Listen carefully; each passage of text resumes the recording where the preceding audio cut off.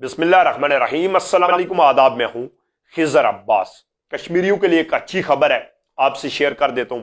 बरतानवी महकमा मरदम शुमारी उसने कश्मीरियों की हैसियत को अलहदा कर दिया, यानी कि अलहदा ब्लॉक के अंदर रख दिया।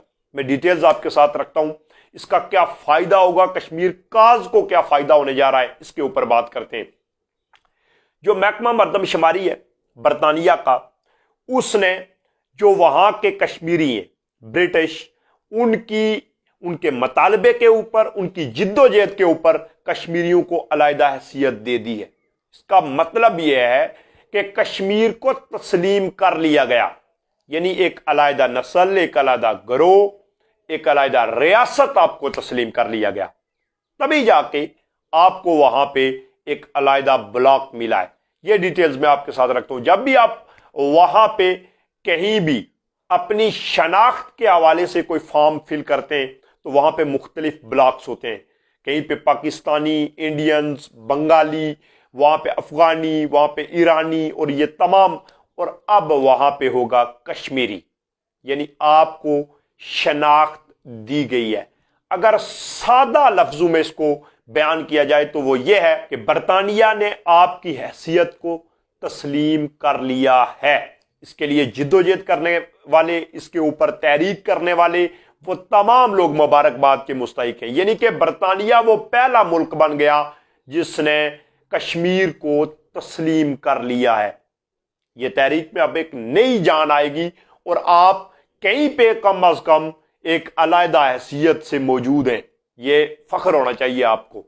और अब चूंकि बरतानिया ने तो आपको कश्मीरी तस्लीम कर लिया, लेकिन अभी आप खुद भी अपने आप को कश्मीरी तस्लीम कर लें।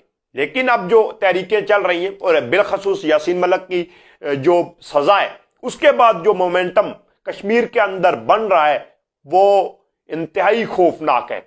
लोगों के अंदर जो शऊर आ रहा है, लोगों के अंदर जो एक तड़प है, जो एक इज़्तिराब है, गली मोहल्लों के अंदर यासीन मलिक की सजा के ऊपर बातें हो रही हैं और गुलामी की बातें हो रही हैं, और जगह जगह पे यहां पे मीटिंग्स उनका इनाकाद हो रहा है। और जितने भी धड़े जो तंजीमें यहां पे चल रही हैं वो तमाम लोग काज दे रहे हैं। 1 जून के अंदर कॉल है लॉन्ग मार्च की, 1 जुलाई के अंदर 22 जुलाई को शायद जो डॉक्टर तोकीर गिलानी है उन्होंने लॉन्ग मार्च की कॉल दी है।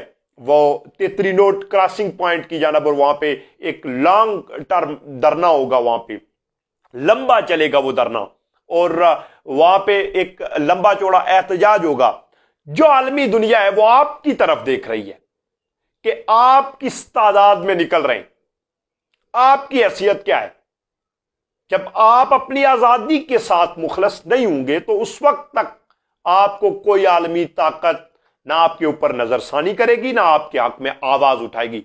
देखा यह जाता है कोई भी तहरीक है कि उसको सपोर्ट करने वाले कुल जो वहां की तादाद है उसमें से कितने। तो जब आप निकलेंगे नहीं उस वक्त तक यह तहरीक ऐसे ही चलती रहेगी। और अगर आप किसी की तरफ देख रहे हैं तो यह आपकी सबसे बड़ी भूल है।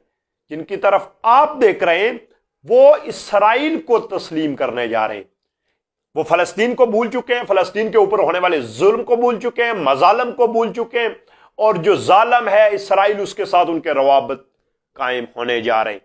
अफसोसनाक है, अनफॉर्चुनेट है, लेकिन हो रहा है आपके सामने, आपकी आंखों के सामने है। कोई नहीं बोल रहा, कोई मजहबी जमात इसके ऊपर बात करने के लिए तैयार नहीं है, कोई सियासी जमात इसके ऊपर बात करने के लिए तैयार नहीं है, क्योंकि ये उनके जाती इंटरेस्ट में है।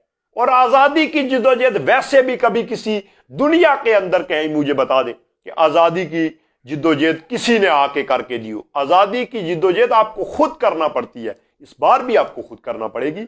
और ये जो तहरीकें और ये जिस तरह का मोमेंटम बन रहा है, आने वाले दिनों में जो हालात होंगे, एक बड़ी तहरीक चलेगी। मैं ये समझता हूं कि यासीन मलिक की जो गिरफ्तारी और जो सजा है उसके बाद इस तहरीक में एक नई जान आ गई है और यह तहरीक अब तेजी से आगे बढ़ेगी। फिलहाल तक के लिए इतना ही दीजिए इजाजत। अल्लाह नेगेबान।